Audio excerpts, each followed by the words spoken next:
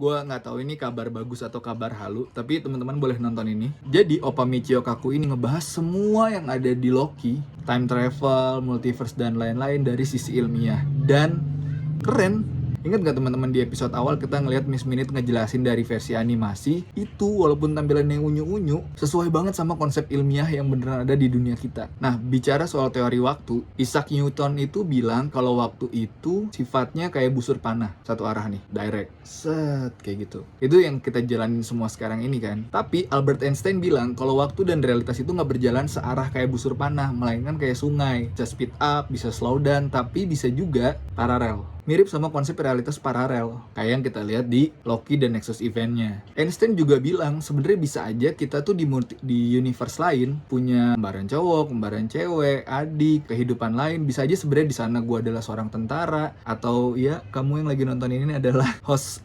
pagi-pagi pasti ambiar bareng Dewi Persik. Ya gue nggak tahu deh, pokoknya banyak posibilitas yang bisa terjadi di multiverse lain. Yang lebih gila lagi, semua kemungkinan multiverse itu bisa dihitung posibilitasnya. Pakai apa? Pakai teori kuantum mekanis. Walaupun berapa banyak nih posibilitas perhitungan universe yang ada, tetap timeline kita yang sekarang dijalani nih adalah timeline prime-nya atau the sacred timeline kalau ada di Loki itu tuh. Nah, itu realitas pertama yang harus tetap dijaga dan berjalan lurus. Sebenarnya kayak apa sih konsep multiverse yang lagi dicari atau dipecahkan ilmuwan-ilmuwan di dunia kita nih? Ada dua. Yang pertama itu adalah kalau hidup kita ini sebagai timeline panjang, terus dibagi tiga, ada past, present, sama future. Multiverse itu adalah percabangan-percabangan yang terjadi di situ tuh. Set, persis kayak yang ada di monitornya Loki. Yang kedua ini kita digambarin pakai bubble. Kebayang bubble pakai busa tuh yang mainannya di Monas disemprot banyak keluar. Kita adalah universe bubble gini. Nah, ketika kita ada Nexus event, itu akan jadi bubble-bubble kecil. Lepas, itu jadi universe kecil,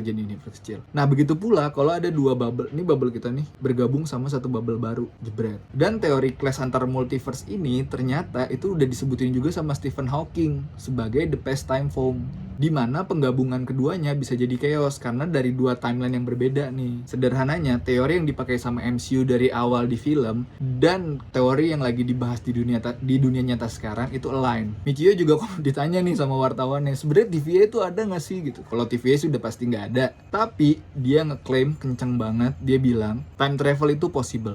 Kenapa possible? Possible karena sekarang masih ada tim research yang aktif untuk meneliti soal teori time travel ini. Dan teori kuantum itu jadi Jadi salah satu yang ditunggu-tunggu dari dulu untuk bisa memecahkan semua paradoks di penelitian ini. Jadi kalau ditanya lagi mungkin gak sih time travel? Sekarang sih nggak tahu, tapi posibilitasnya ada dan mungkin terjadi.